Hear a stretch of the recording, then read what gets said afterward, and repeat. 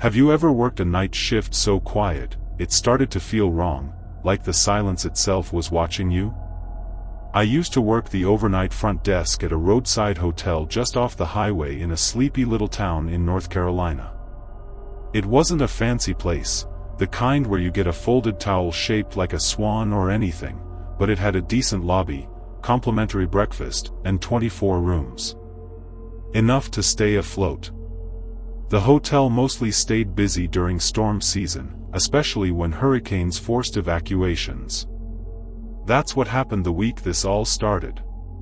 Hurricane Benjamin had torn through the coast, and our town filled up quickly with people looking for a dry place to sleep. Most left within a few days, but some lingered. It was around 12:30 a.m. on a Thursday night. I was halfway through my shift, sipping cheap coffee and watching the dull flicker of the front desk monitor. Only 5 rooms were occupied that night. I liked the peace. Or, at least I used to. The lobby was empty. Dim ceiling lights buzzed softly overhead. I had just gotten up to stretch my legs when I heard a single knock. Not at the front door, but from the side window near the vending machine. That window didn't open. I peeked out.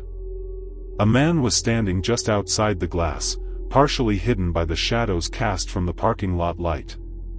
Mid-40s, pale, average build, unshaven. He wasn't wearing a coat despite the cold.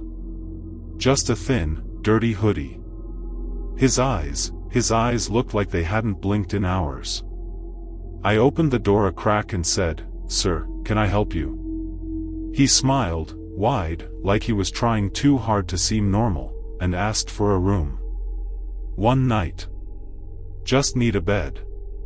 "We're not taking walk-ins after midnight," I said. "It's policy." His smile didn't budge. He just said, "All right then," and turned around slowly, walking toward the end of the lot where the shadows thickened.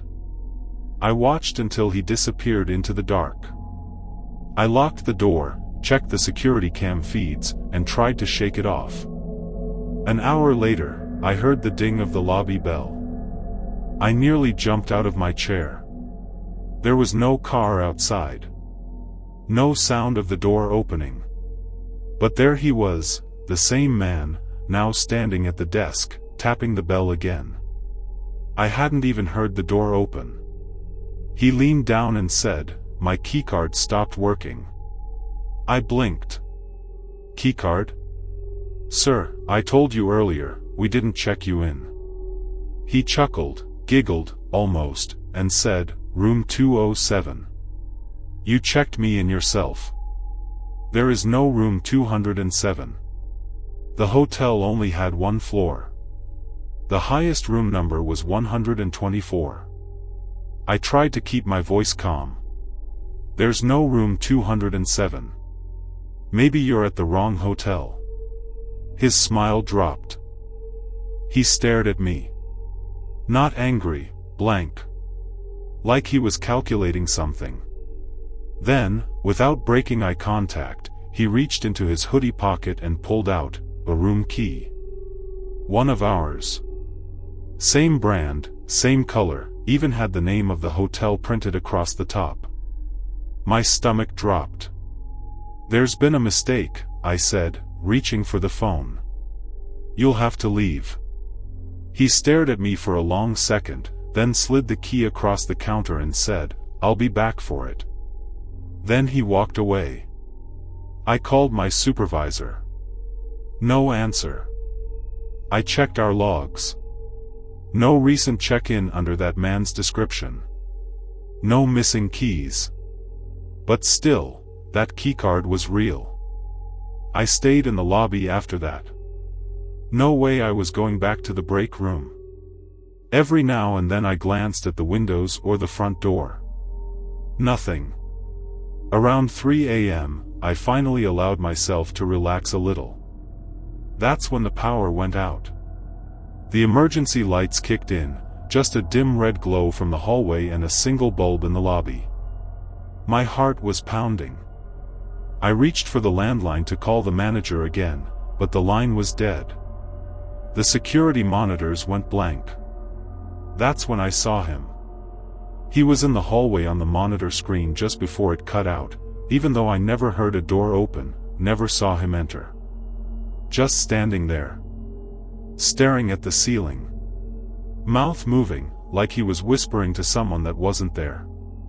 I grabbed the flashlight from under the counter and stepped back, unsure of what to do. Then I heard it. A soft scraping sound from the ceiling vent above the front desk, like fingernails dragging across the metal. Then a whisper, "Still think I'm not a guest?"